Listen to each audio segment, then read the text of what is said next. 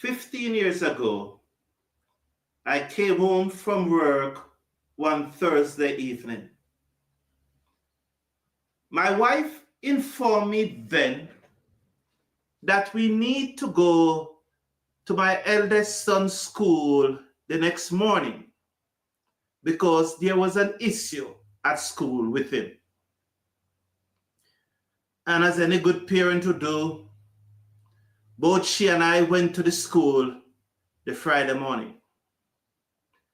We had a meeting with the vice principal, the guidance counselor, the dean of discipline, and his form teacher. They informed us then that my son was caught kissing a girl in class. I think the word they used then was French kiss.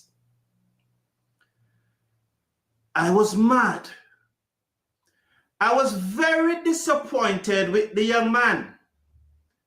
And I let him have it there, tell him how disappointed I was with him. And that was not a part of my DNA. And when I finished with my young man, I turned to all the other 5 occupants in the room. And I stared them in their eyes. And I said, I am disappointed with him because he got caught. The looks on their face was priceless. At 15 years old, I'm not going to tell my son that he must kiss a girl. I am not going to tell my son that he should practice abstinence. I will tell him to practice responsible behavior. I then looked at the 5 persons in the room and said, only God knows what you are doing at 15 years old. You know, the thing about what happened with the Guyana Harpy Eagles, and I know that there's a 1% of you who this is above your head, but thankfully, the other 99% of you understand how to separate issues. I love when people take a chance. I love it when you take a chance in a game of cricket.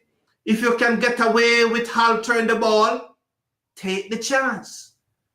But also, if you get caught, you must be prepared for the punishment and what comes with it. Hello everyone, welcome to the #1 cricket channel in the Caribbean. I appreciate your company and I look forward to your interaction this morning on the takedown. We have here with us this morning Basil Butcher, the son of the former legendary West Indies batsman Basil Butcher Sr., along with Andre Douglas, a lover of cricket and a teacher from New York. Hello, gentlemen, and welcome to the show. Good to have you here this morning. Good morning, Carlton. Good morning, Andre, and good morning to all your viewers. Carlton, I would I would suggest something quickly. Rather than us waiting to the end of the show for the comments, that for every section we do, we deal with the comments then, so it be in live, you know what I mean? Because sometimes we got to talk about something we might have forget way into the show. Like, you know, like when the radio show. Like yeah, I understand that because there are times when we do it like that, Basil, and there are times when we go to the end. Suggestion. Yeah, no, so I a lot of the people would not be disappointed we have gotten to their comments. Go ahead, Andre. Sorry about that.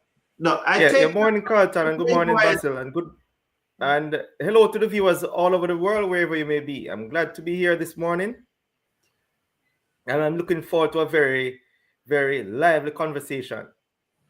Yes, thank you very much, gentlemen. Basil, I take your comments on board.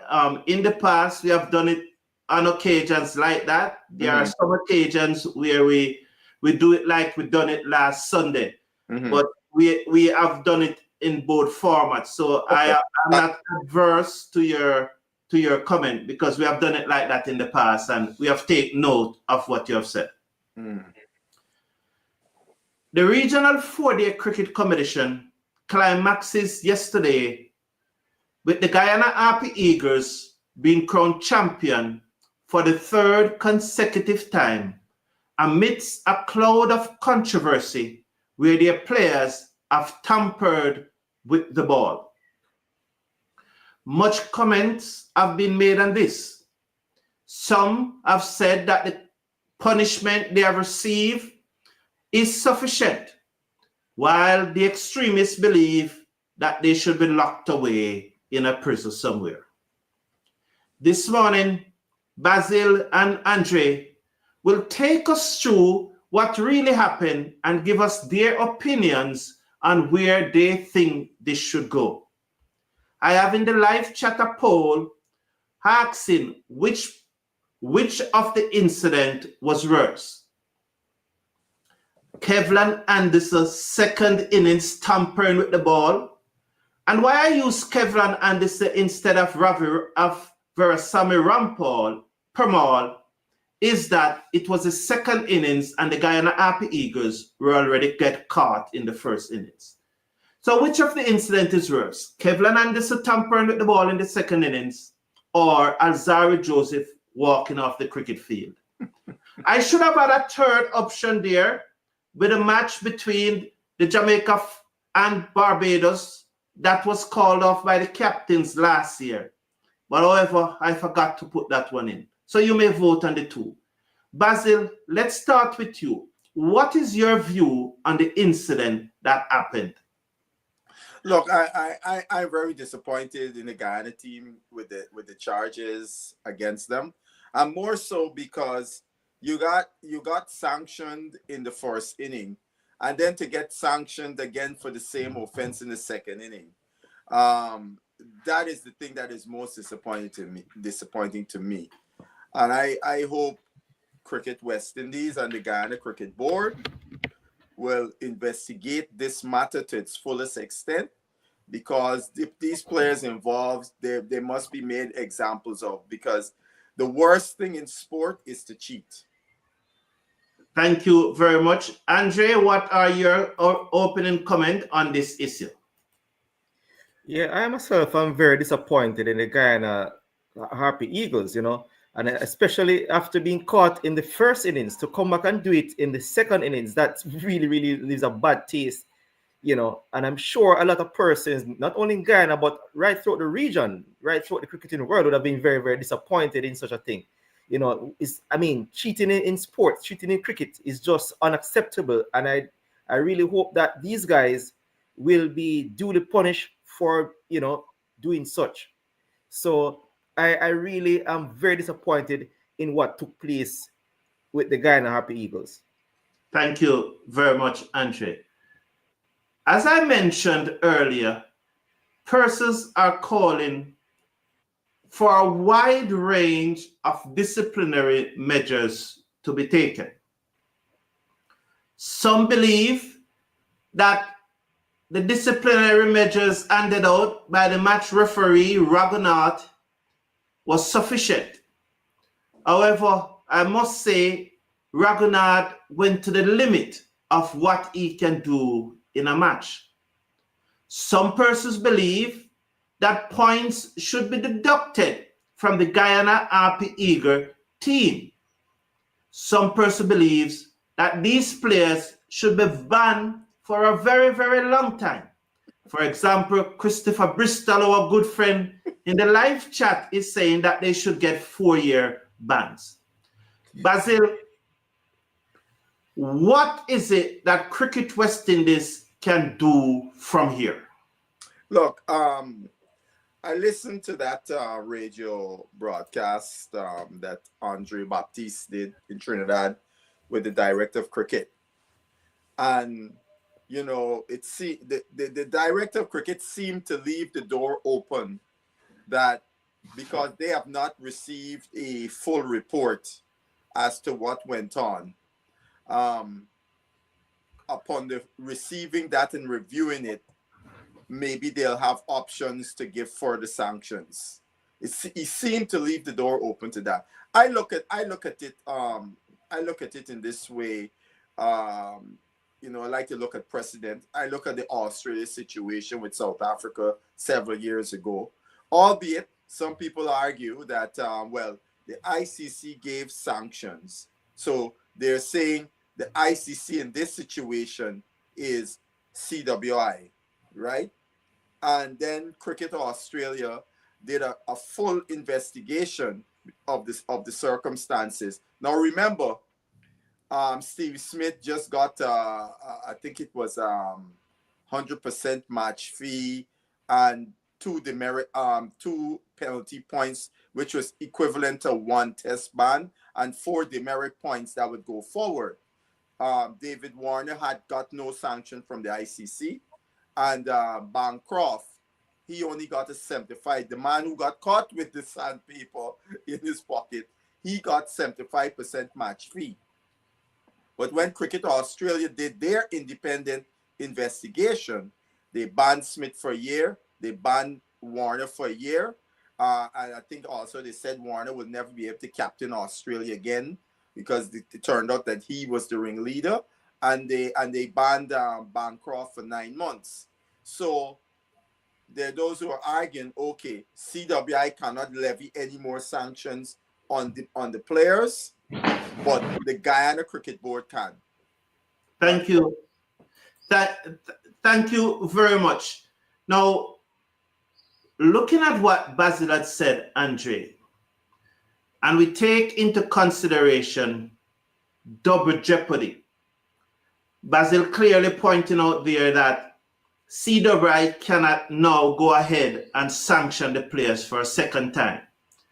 But I want to draw a reference, Andre, to the English Premier League, where a player, for example, whatever the infringement is, he got a red card, a direct red card. When it's 2 yellow cards, it's not implied. But when the player got a straight red card, he has to leave the field.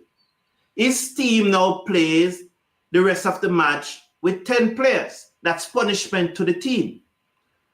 However, after the match, the English FA would now do their own investigation and will probably suspend that player from anywhere to 3 to 7 more matches. Looking at it from that light, if Cricket West Indies now go ahead, investigate the incident, can they now suspend the player for more than what? Can they now ascribe more punishment to the player from what the match referee already done? Or, as what Basil said, it is Guyana who will have to do that, but CWI cannot do it again. And bear in mind what I said about the English FA. Go ahead, Andre. Note right quickly, I didn't say CWI couldn't. I said some are arguing that. I believe CWI could give sanctions, like what you just said. Okay, thank you, Basil. Go ahead, Andre. Yes, I believe that CWI could actually, give further punishment because it is a CWI sanctioned event. It is their competition. So CWI is very much within their rights to punish a player or punish players they deem fit not to, execute the responsibilities or not to, play within the laws of the game. So being that it's under their purview, I do believe that CWI has all rights to take out further punishment on those players. Thank you very much, Andre. So the next question I need to ask you, gentlemen, and as I mentioned, good morning, Christopher Bristol. Good morning, Samuel Burgos. And just before I ask you the next question, and Samuel Burgos is saying, good morning, blessings to everyone. Let me say that I beg to differ about taking chance in a cricket match about tampering with the ball. Being caught could end that cricketer's career. Yes. It's okay, Samuel Burgos, to disagree with me, and I have no issues when someone disagree with me in such an intelligent way. You are making your point, and I welcome your point. I am not saying that I agree with ball tampering. What I'm saying is that it adds passion to the game. It shows passion from the players to want to win at all costs. You recall when the incident with, I think, Roy Keane, the Manchester United player, if you were watching Premier League football in the games, you recall that tackle, I think, on the Crystal Palace player.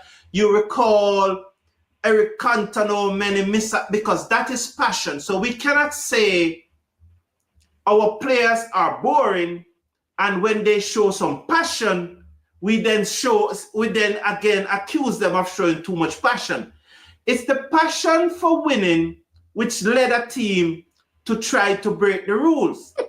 And while breaking the rules for me is exciting, and I'm not talking about life in general, I'm here talking about sports.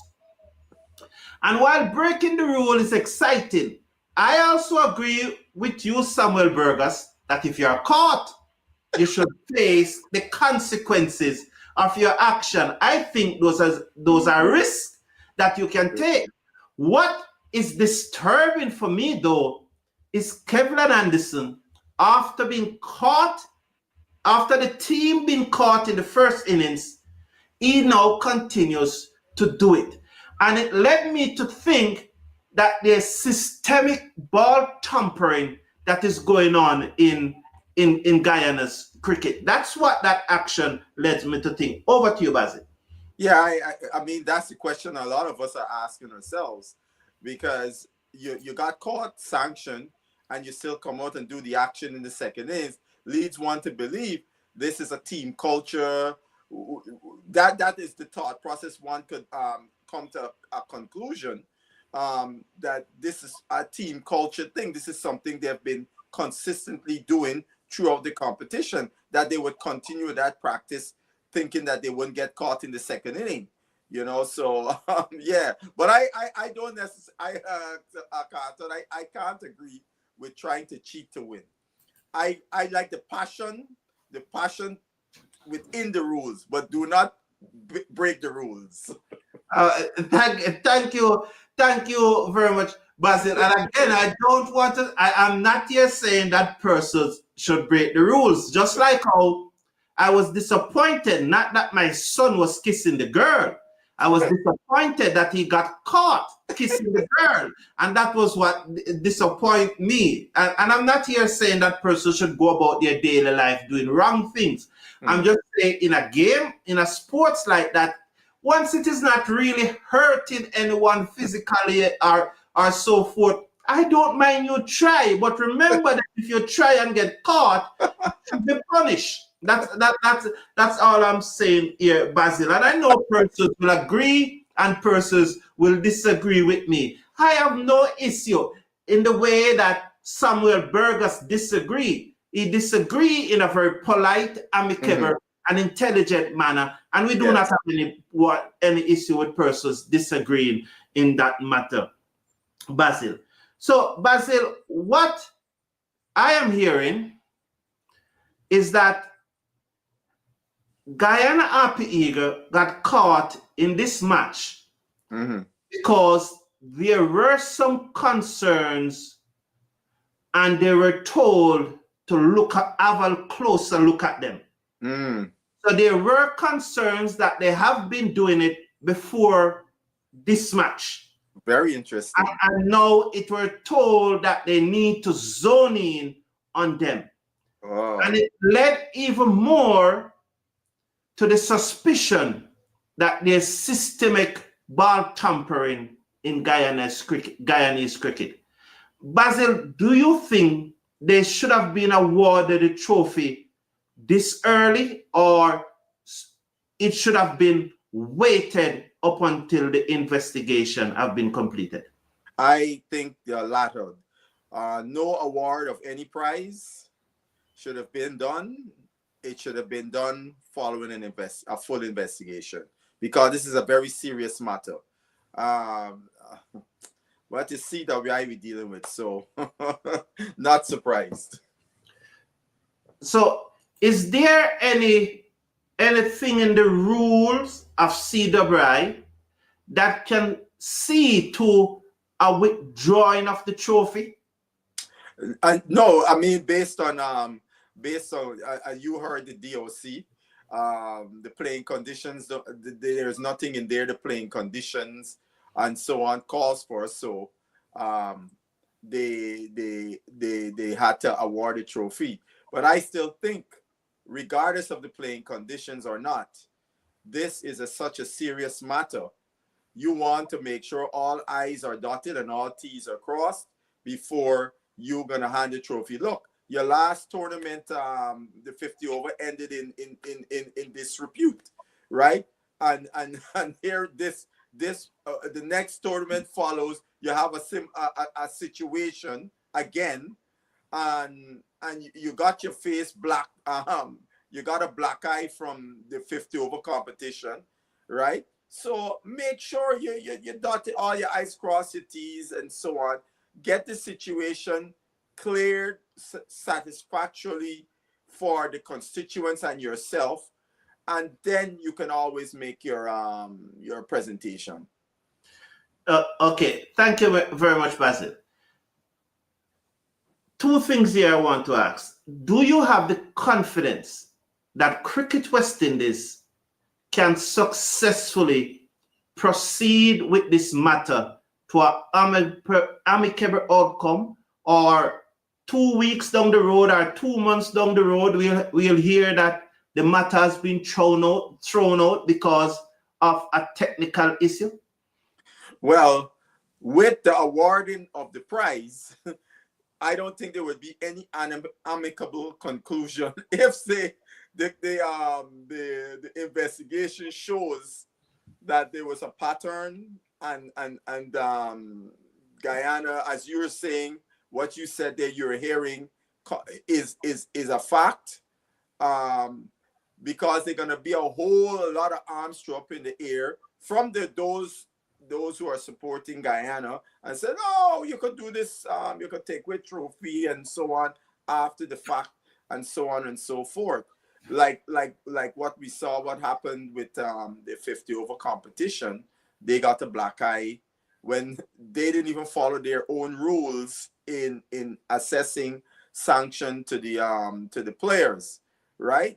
So I think that there is no amicable here, and I got a funny feeling. See, the bag of just tippy-toe, because this could really blow up in the region. But a lot of people are looking on, so they better do a good job in getting this cleared up in a professional, transparent manner. The DOC, that's the director of cricket, and you would have heard it, Basil, where he was saying that there's a belief that the increase is in prize money is bringing about these behaviors in players who are desperate to win. Did the DOC went too far in trying to tie this type of behaviors with the prize money? Yeah, I think he should not have brought that part up. I didn't like that at all. I didn't think that was necessary to be discussed, because I don't think the prize money could be a factor. But how are you now? For example, as you just stated, it has been said they have been told the match officials to keep a close eye on Guyana, right? Because of the suspicion of their tampering with the ball. No, if that is so, that means Guyana has been doing it all season. Is it prize money? No. To make that correlation, last year, wasn't it the similar prize money for the tournament, or this is the first year of the 250,000? But I still am not comfortable to link the two together without more investigation. I agree with you there, Basil. I felt it was a little awkward, and I didn't really appreciate it coming from the director of cricket to be saying that it appears that the prize money influences these type of actions. I was not very comfortable with it. Let's hear what Mr. Casanova has to say. I want to say ball tampering is worse than Alzari walking off the field, but while international cricket match has more eyes, it's around the world. I want to say ball tampering is worse, but it's on the domestic level, while international cricket has more eyes and it's around the world. Do you agree there with Mr. Casanova that ball tampering is worse, but at the international level, what Alzarri Joseph did was greater? Yeah, I could see the point he's making, because ball tampering is cheating, right? And you both Alzarri's behavior and ball tampering puts the game in disrepute. But the one action is not cheating the game per se. The other one, you are cheating the game. What Alzarri did, he cheated his team more so than the game itself. He showed a lack of respect for the game. I would agree, but I will always put cheating above any other infraction in sport. Okay, thank you. All right, so good morning, Patrick Lambert. Cricket Lover is asking, he wants to know exactly what was tampered with. We don't have that information, Cricket Lover. CWI will release it. And, I sense a little doubt coming from Cricket Lover here, but let me read the comments from first Veerasammy Permaul, who's a veteran member of the West Indies cricket squad, of the Guyana Harpy Eagle cricket squad. Permaul was fined 75% of his match fee for a level 2 breach of the Cricket West Indies Code of Conduct on day 1 of the contest. The spinner breach Article 2.1 to 2.5, paragraph 3.8 of CWI Code of Conduct, which relates to changing the condition of the ball in breach of law 42.3 of the laws of cricket. So clearly there, Veerasammy Permaul admitted that he had tampered with the ball, Cricket Lover, and for all of those watching. And also, Kevlon Anderson was fined 90% of his match fee for a similar offense on the 3rd day. So Veerasammy Permaul offense was on the 1st day. Kevlon Anderson was on the 3rd day. Anderson accepts the sanction proposed by the match referee, and as such, there were no need for a formal hearing. So Anderson and Permaul admitted that they tampered with the ball. So any doubt as to did this really happen, both players admitted there and then that they tampered with the ball, Basil. Yeah.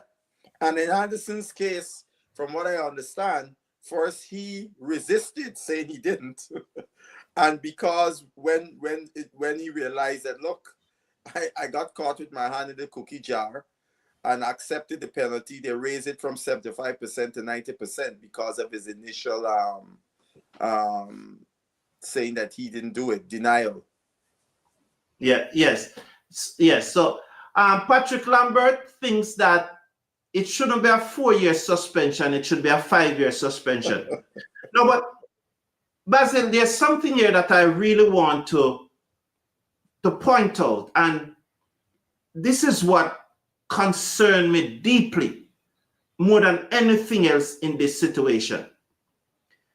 After it happened in the 1st innings, Kevlon Anderson, who everybody is pinned in for the West Indies A-team series against South Africa. I don't think there's a person in the West Indies who don't have Kevlon Anderson in that A-team squad to play against South Africa. And after Permaul was caught in the 1st innings, and with his future on the line, what mindset, because this is what really is bothering me now, what was going through Kevlon Anderson's mind, Basil, for him to do this? Look, Carlton, you're echoing my sentiments because of the position this young man's career is in, where his career is trending up, right? This is a guy that one could say is on the cusp of international selection. And and to take such a reckless action that could put, if one could say, a temporary halt on his march towards international cricket. Because if, say, for example, Cricket West Indies decides to levy a ban on these players and others, he is right there in the crosshairs, and that would affect his immediate future, because South Africa is supposed to be coming next month. So I found it very, very disappointed in Anderson that he was involved in these shenanigans. I used the word systemic more than once, Basil, and I told you what we are hearing, that they were paying attention to the Guyana teams. Mm-hmm. And Basil, I know that Mile Bascom said he cannot really go further than the players that were actually caught. Mm-hmm. But if what I'm hearing, that they were told to pay attention to the Guyana's team, I don't know if they were told to pay attention to Permaul and Anderson, mm-hmm. or to the Guyana team on a whole. But it can't be just these two players that are involved, Ballison. No, I mean, again, I'm going to use the president of Australia. David Warner was not caught on the field, but it was following an investigation. It was found he was the ringleader of this whole thing to try to beat South Africa, right? So that's where the investigation, a thorough, professionally done investigation, would be able to bring to light these kinds of information, and there is a possibility we could find that there are more people involved in this situation, and they would have to get sanctioned. What it means by that, CWI have a PED policy. I've never heard that term before. Do you know what it means, Basil? It is performance enhancing drugs. Oh, okay. Yeah, you're taking drugs that are on the like all the banned drugs list. Yes. Fabian Myers was saying what was more interesting within the first and second innings was that the ball ended up in Anderson's hands. Did you notice that, Basil? Because as you know, I was schoolboy. You know something? I have to go back and look at the match, right? And look to see that, because I wasn't paying that kind. And then again, it's not as easy, because you remember streaming and you don't have the wide panoramic view of the field with the stream because of the limited amount of cameras. But I'm gonna go back and look and see if that is something you could discern from looking at those matches, because that's an interesting something he raised. So what it would be saying is that Mr. Anderson was going to be the designated ball tamperer for the second inning. And let me tell you something: if that isn't true, if that turns out to be so, a lot of people higher up in the Guyana setup need to get serious sanction. So you put that young man in jeopardy, they need some serious sanction. Yeah.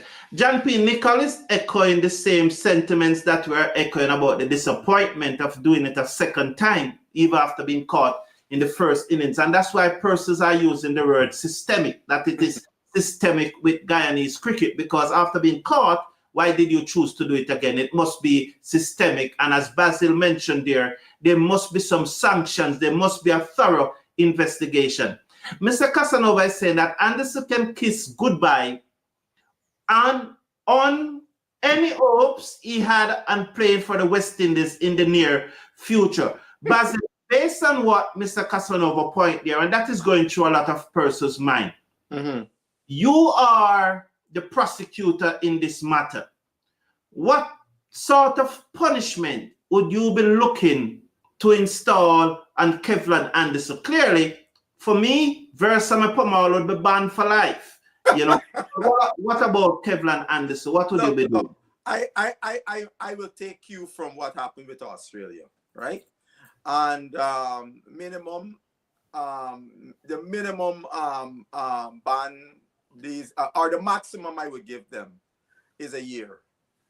So that would mean they can't play the next season, any of the West Indies domestic seasons, the next 50 over, the next 4 day, they'll be ineligible to play. And in any cricket at West Indies, well, obviously they will not be up to, for selection to play for West Indies. That's what I would do. So you would ban them from the next 4-day season? Yeah, 4-day and 50 over, they will not be able to participate. For at least a year? Yes, I give them. Maximum would be a year. Yeah. Maximum would be a year. I think that's the fair punishment that most persons would be looking at. I hear maximum, but Veerasammy Permaul at his age and being a part of something like this as a senior person, he should be saying, gentlemen, let's not do this. Yeah, I mean, and even what is more disappointing, and it goes back again to the word systemic, because I use it so often. Guyana was on the verge of winning. It would take a cricketing miracle for they no longer to win the money. But because it appears to be so systemic, they could not help themselves from doing it, Basil. Yeah, because look, I mean, Kemo Paul pretty much took any life that Trinidad had to win this match with that opening spell where he sent back three of the top batters in the pavilion. Trinidad was always on the back foot after that. The game was in Guyana's hand from that opening burst, and for you to later on try to or ball tampered, to me it's very disappointing. You had the game in your hand. There was no need to do this. So again, your point is well taken. If this is a systematic process they've been doing all season, they continue their process. Yeah, and this is a very important comment from John P. Nichol. And you and I know that John P. Nichol sometimes, well, most of the times, he's not with us. But this morning, he's with us. Yes. And this morning is putting forward a good point, something that I never thought about. And John P. Nichol is saying that, does this incident eliminate Kevlon Imlach as a possible West Indies captain? Yeah, I think it would. Definitely would. At least for the near future. Or let's put it like this. Those who were and let's wait for a full investigation first, right? But if that investigation report comes out and shows the possibilities we've been raising in terms of systematic, yes, it would eliminate him from ever being a West Indies captain. Okay. Good morning, Steve Rasul, Shanko. We heard your Sheldon Smith is here, and Sheldon Smith is confirming, Basil, that in the first innings, and a foreign substance was placed on the ball. Yeah, that's what I heard. Now, Basil, we also in this match, there was an incident involving Ronaldo, Alimohamed. And once again, the passion is coming out. And as I said, I do not have an issue with the passion, Basil. I definitely don't have an issue with the passion. Yeah. And here's what happened to Alimohamed. Ronaldo Alimohamed was fined 65% of his match fee, also for a level 2 breach. The medium pacer threw the ball at or near a player or official in an inappropriate or dangerous manner. Alimohamed initially denied the charge, which carried a fine of 60%. But following a hearing with match referee Raghunatha at the end of the opening day, was found guilty and subsequently received a 65% fine of his match fee. Basil, what is happening with the Guyana Harpy Eagle team? Well, Alimohamed is a very passionate guy at times, and he has been this behavior of throwing the ball at players. We have seen it before, and maybe because he has gotten away with it in the past, where he bowl the ball at the batsman and say the batsman step out the crease a little bit, and he shy the ball, in attempt to throw down the stumps, but the ball goes nowhere near the stumps. You know the thing what bowlers would sometimes do. He has done. I've seen him do it in the past, and he probably feel that, that's something okay to do. But, and probably, I don't know if he was ever warned. And this time around, the umpires was not having any of it. And and then, maybe to the heightened situation, this game is a virtual final. So more of that passion could have bubbled up with Alimohamed, and he threw the ball and almost hit a player. Okay. No, because this is causing some concern for me with Guyanese cricket. Oftentimes, on many occasions, you all heard me say, I can't like a player and I can't dislike a player because I know nothing about the player except what I see on the cricket field. Mm-hmm. And I'm not interested to know these players. Right. I'm interested in their performances on the cricket field. Mm-hmm. So I have no feeling toward these players on a personal level. My contribution is what they do on the cricket field. And because of that, I do not like these players. At the same time, I do not dislike them because I have no information to form an opinion either way. Mm-hmm. My concern, another concern that I have, and I'm not saying that these things are not happening in other teams, but we are not hearing it from other teams. We know that a Guyanese player was questioned in England last year by the police. We know that a Guyanese player was questioned in St. Lucia last year by the police.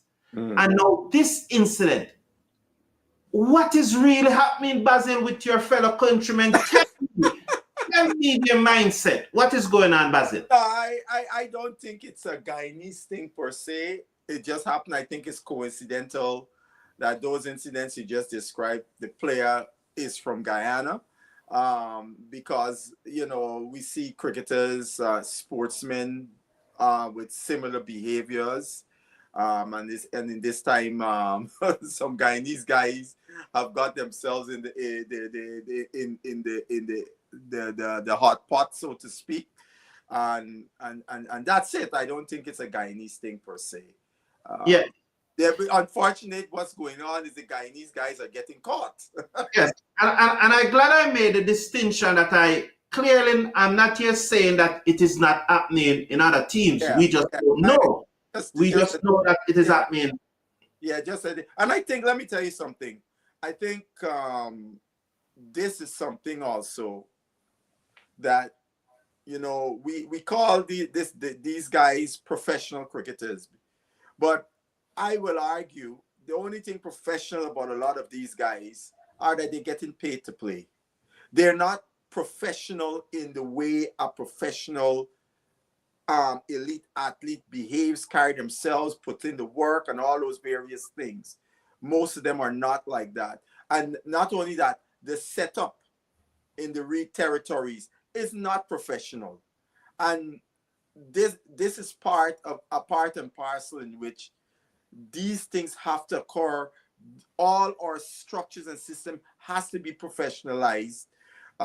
So, these kinds of behaviors would be barely, it will happen, but it would be anomalies. You wouldn't seeing these things being normal trends, because we've seen the many bad behaviors of West Indies cricketers over the last several years. And I think it's because of the lack of the professional environment that they come through that does not curb those behaviors. Sancho is saying cheating is cheating at any level. I agree. Yeah. And it puts the cheaters team at an unfair advantage. Alzara case was more of indiscipline. Mm-hmm. Didn't affect the outcome of the game. The cheating is more serious. Many persons will agree with you. Yes. It is bad. It is bad, but at least it's on the domestic level and not in an ICC test match to embarrass us around the world. Mr. Casanova, I can tell you this, Mr. Casanova.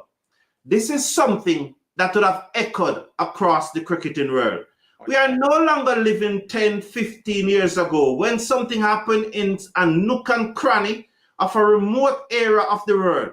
It is immediately broadcast to the entire world. So I agree with you. I am sure, Carlton, this is being discussed across the globe. Yes. Good morning to you, Jamor Small. Patrick Lambert is saying that Guyana is too greedy. Why trying to buy a bread when it is already yours? But those are Patrick comment, not that's an interesting and fair point. Yes. Caris 87 said both should get a year ban. The fact Guyana was being watched closer, and after Permaul got in trouble, the mere fact Anderson tampered with the ball again showed Guyana's cheat often and systematically, and that's the point we are making. Yeah. I mean, Carlton, that revelation that you brought forward this morning about what you're hearing, that they were told to keep a close eye on Guyana, it tells us, because I'm gonna tell you something. I in a chat where all of us are Guyanese, and one of the guys, a former player, played for Guyana and West Indies, raised that exact issue this morning. Okay. So that all right. So Sancho is bigging up you, Basil. He went to Mackenzie High School just like you. What's the name? Sancho. His name is Sancho. Oh, you went to Mackenzie High? Right. What years was that? Well, hopefully. The incident. Put the years. Yeah. Okay. No. Yeah. No. I just wanted to see maybe it was someone I knew, because I left high school in 1980. Oh, okay. Yeah. So you were trying to see if it is someone that you know. Yeah. Yes. I got you, Basil. So Basil, the general feedback on this issue is that the Guyana Harpy Eagle team, it appears that this was not the first time they have been caught, but this is the first time they have been officially been caught. Yes. Apparently, they were caught before, and it was discussed. Aye. Let's say they were spotted before. Yes. It was discussed how it should be approached. And maybe when along the same lines you're saying, they could not pinpoint a culprit in the past, right? So this time around, by looking closely, they were able to pinpoint a culprit. Right. Because what clearly would have happened is that after an innings or during the lunch break or the tea break, they would have looked at the ball, yes, and they would have seen what is going on. Exactly. And so Sancho, he went to, his name is Linden Alfonso, and he went yeah. We went to high school the same time. Yeah, I know him well. He was in class with my brother, who was a year behind me. Yeah, I know him very well. Yes. Yeah. Okay.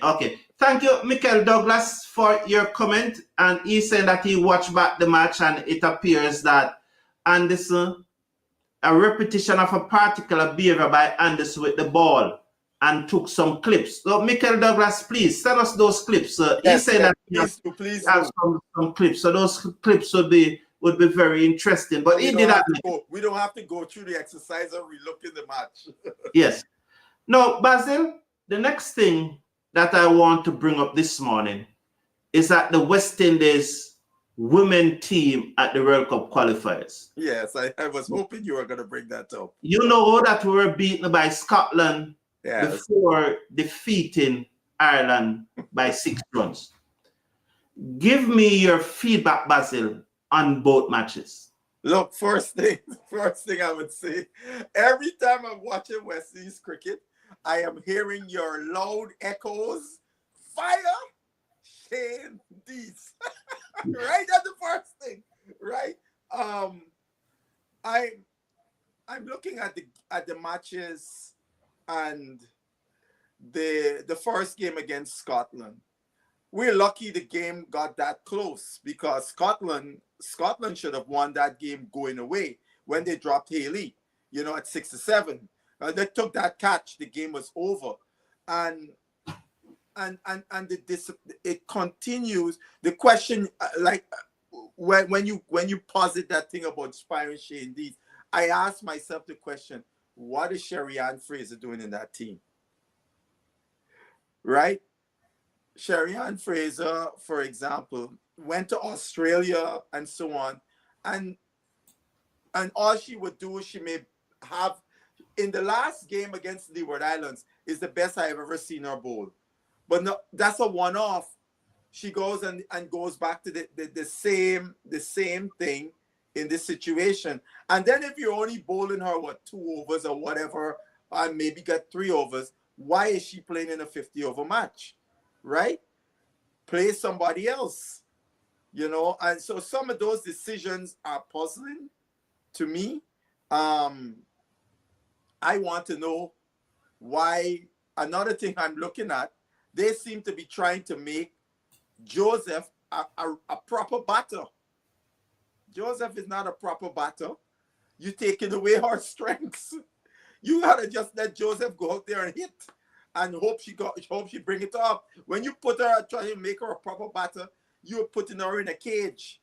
She gotta try to develop those skills over a period of time. Not in this situation here at all. And I think that too I think is maybe causing Joseph to be not having a clear mind, see ball, hit ball like she does very well in the T20. And those are my opening thing. And then the third thing would be we are continue to be so overly dependent on Hayley Matthews. It's a joke. And I don't think Stephanie Taylor is at full fitness neither, because you've seen several times when she's chasing balls in the boundary, she don't have that burst of Stephanie Taylor of the past.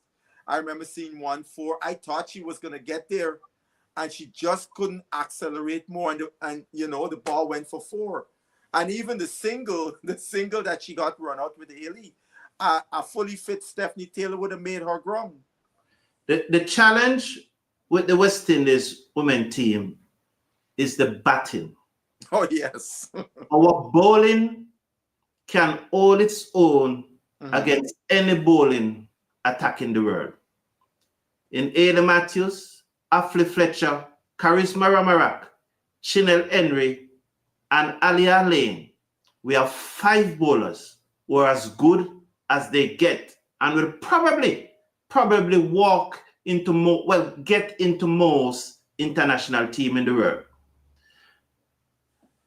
The rest, though, is that our batting.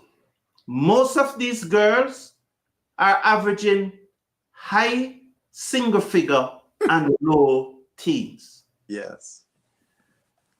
With your 5 best bowler in the team, and you have persons like Zadia James who can give you a few overs, and I must congratulate her for 2 good innings batting at number 3.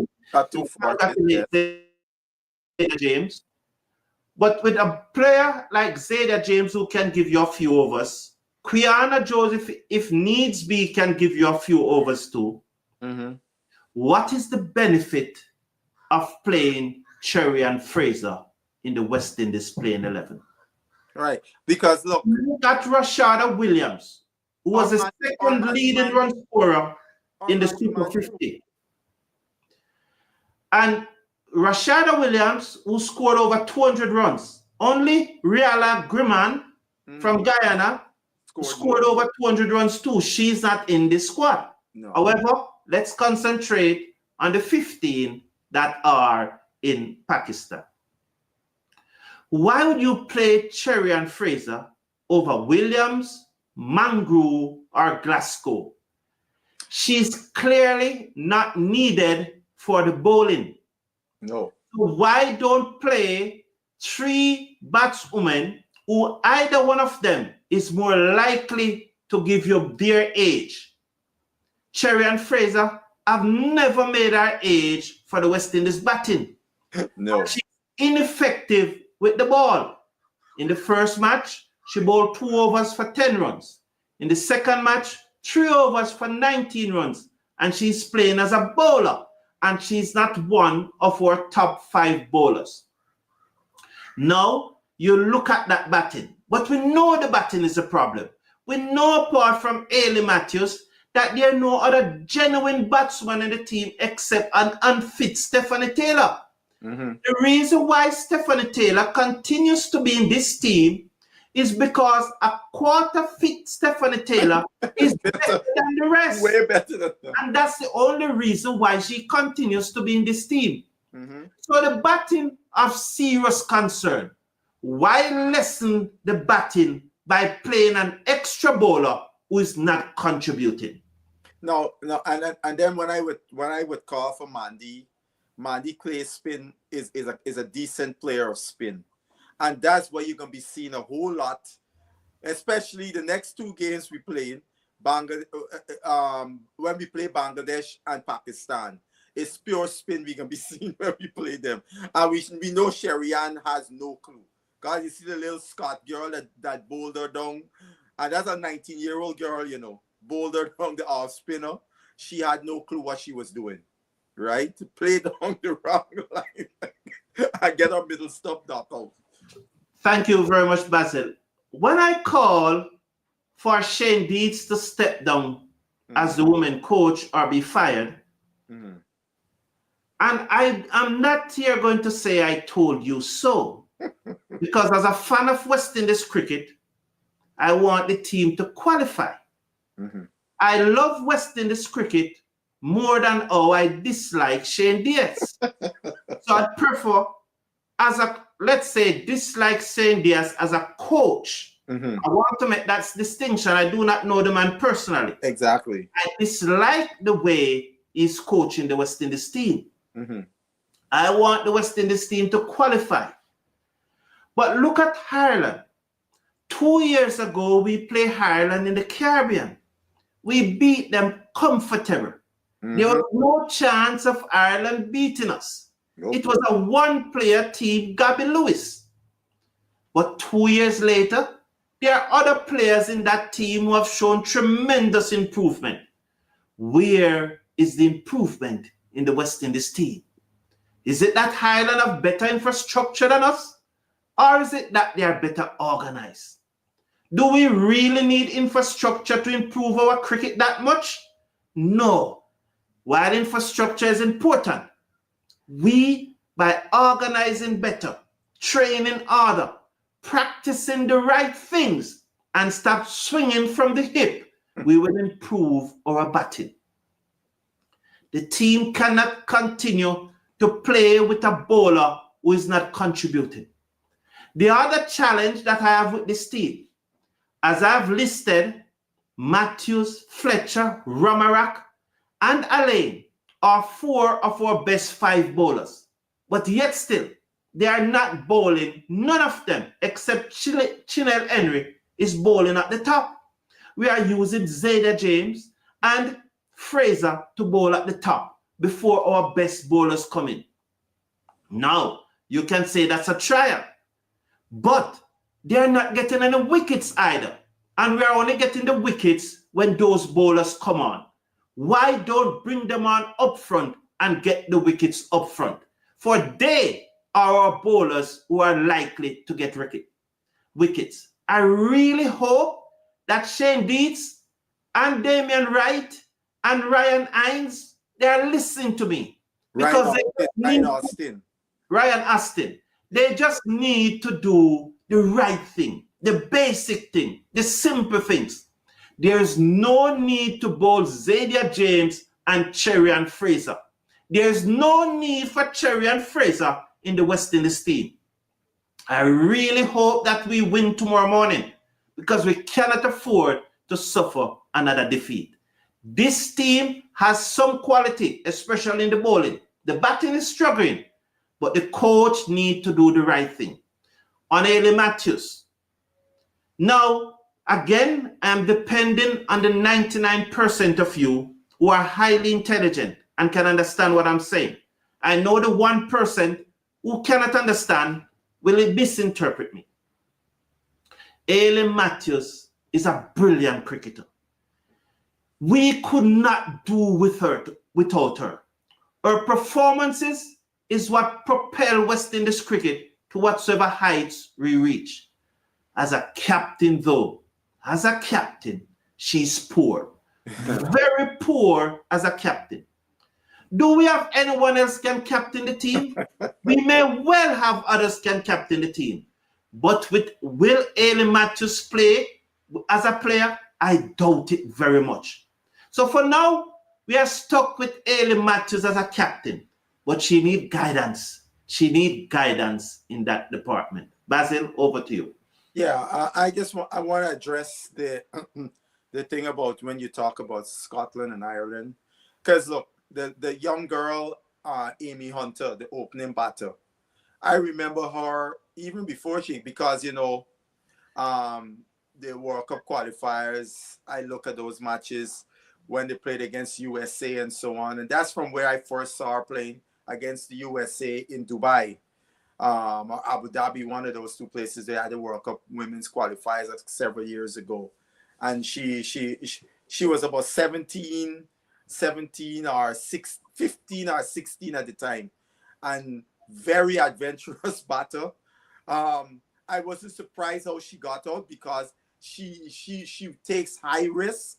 And every time I have seen her, she continues to improve. And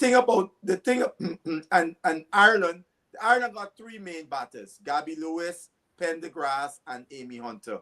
They're the big three, openers and number three. When you get them out, you got Ireland you got Ireland in serious trouble, right? But what I looking at Scotland, every time I see Scotland play, I continue to see a team is always consistently improving, right? And that improvement was part of what I saw in them beating us for the first time in that match there, because as the captain said, they've played well against the full member nations, but they've never been able to cross the line. And that day they finally crossed the line with the West Indies. You know, Ireland, as you said, we expect to beat them all the time. It's 13 times we have played against them and they've beaten us once, right? And we had to scrape home. Fortunately for us, there was no proper Irish batter coming into that last over with 8 runs to win. Because if they had it was 10 and 11. If they had somebody who could handle themselves there, we could have definitely seen ourselves looking in at 0-2 losing to Ireland and Scotland. You know? Thank you, Basil. Basil, Terence Brown is saying that should Guyana Harpy Eagles being allowed to keep the points after they were caught cheating? Yeah, I mean, we have raised that, but I don't think the playing conditions address that. So that's all of those things. I don't think they're in the playing conditions, and unfortunately, not being in the playing conditions, I don't think West Indies board gonna invent a rule to penalize Guyana like that. Okay, so Sheldon is saying that the team is really missing Dottin. That's the women team, and I agree with him. That's true. Yes, but do you think here, Sheldon? So Basil, it goes back to my point, because when I talk about Shane Deeds, and I in my deep analysis of Shane Deeds, and I realized that he's just not a good coach. He's not. And they pointed to the World Cup semifinals. Mm-hmm. I pointed out that we reached the World Cup semifinals not because of Shane Deeds, in spite of him. Dottin being missing here, and Quiana Joseph not being able to make any runs because the oppositions have now worked her out. Yes. Although Shane Diaz believed that Quiana Joseph is one of the leading batswomen in the world. You heard that. You heard that. Yeah. Oh yeah, I heard that. But it's clearly that we're missing Deandra Dottin here a lot, man. No, I mean, when you will have Dottin, you have 2 real world-class players. I mean, when Taylor is fit, she's world-class, right? But you having Dottin there, a three-way player, tremendous fielder, can contribute very well with the ball, and one of the most dangerous women batters in the game. And playing against these associate or lower level countries, Dottin would eat them for lunch and dinner, right? Definitely. Yeah. Like how we see the Bangladeshis taking her bat from her and looking at her bat. Now, does the West Indies team unfit? That's what Patrick Lambert is saying, except for Matthews. The other players. Even Haley, I don't think Haley is in the tip-top condition that one would want to be in. I think West Indies Cricket Board have been too lenient with the women in terms of them meeting certain fitness standards. They never used to drop the women like how they used to drop the men in the past if they didn't make a certain score in a yo-yo test. Because I was fortunate in the past when they used to run the yo-yo test to get copies of the scores, and a whole bunch of them was failing to make the fitness the yo-yo test, but they still were being selected. So the board was sending a wrong message in that the importance of having your conditioning levels up if you're going to compete. And you see, look, for example, we're playing in Pakistan here, where obviously you would know the place is extremely hot. So your conditioning, your electrolyte intakes and all those different things have to be up to par to make sure that, we don't have a situation like what happened to Haley in the first match. Okay. Thank you very, very much, Basil. There seems to be no serious interest in West Indies cricket. This is the reason why there's a private sector involvement. Do you understand what Rob is saying there? No, I don't understand what he means. I would concur. The fans don't come out to see West Indies play. That's been a situation. But because of all the multimedia platforms on which, say, a West Indies team would participate, any company would love to. I mean, companies would want to be involved because their brand would get exposure, to a worldwide audience. So regardless whether we winning or losing, today now it's about exposing your brand and you finding a vehicle to do so. And West Indies team is one. It's up to the West Indies marketing people to craft that and get those companies on board. Our overpaid marketing staff that is not producing any return. But as I mentioned, that 99%, even probably 99.5% of persons who tune into this challenge are highly intelligent people who has the capacity to understand what we are saying. Yes. But then there are those, less than 1%, who never seem to understand, and we welcome those opinions too. Of course. So let's highlight one of those opinions. Based on your judgment of A-list captain Sid said Remy, I feel like you don't watch the game because she makes very good decisions on the field. Mm-hmm. You have any? No, I mean, look.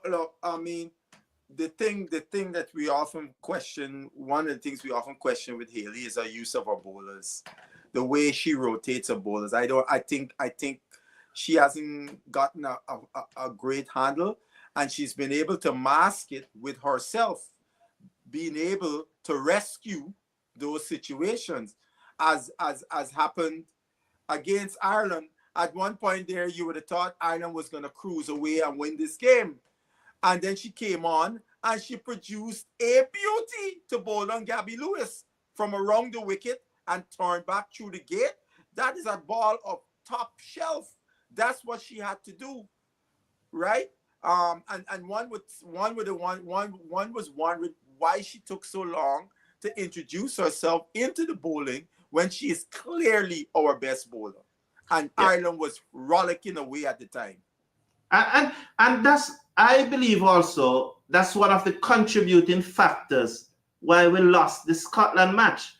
Because when you bowl Fraser and Zayda James up front, and none of our top big four bowlers don't come into the attack until over number 12, and allow Scotland to get away with a 48-run opening stand. Mm-hmm. I believe if our four big bowlers had come into the attack earlier, Scotland would not have made 244, would have got them out for 188. But another point that I want to make, Basil, And I want you to help me to understand this.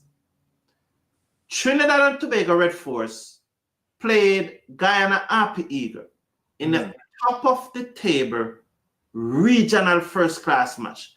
The final match of the tournament. It's like a final. The winner would have no doubt won the championship. Yes. No doubt. At the same time, when that match was going on, a schoolboy cricket match in Jamaica was going on also.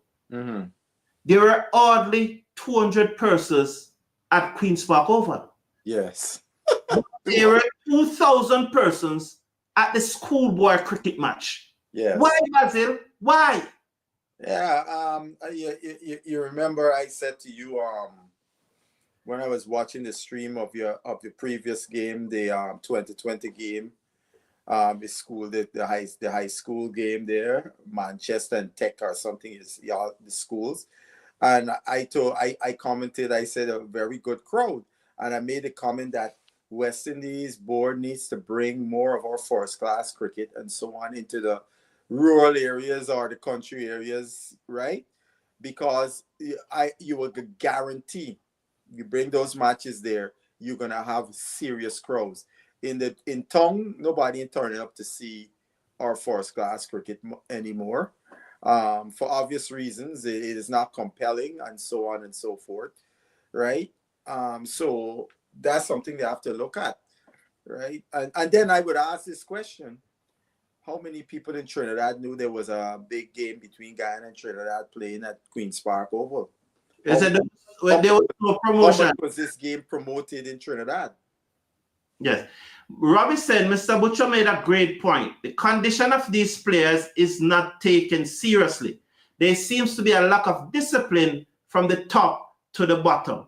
Now I go back to this statement from Cricket West Indies in closing. 3 players from the Guyana Harpy Eagles were fined. 1, Permaul.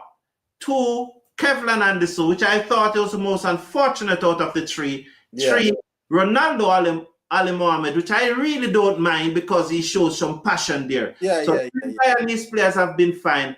And that is why we have someone asking, Nazir Ali.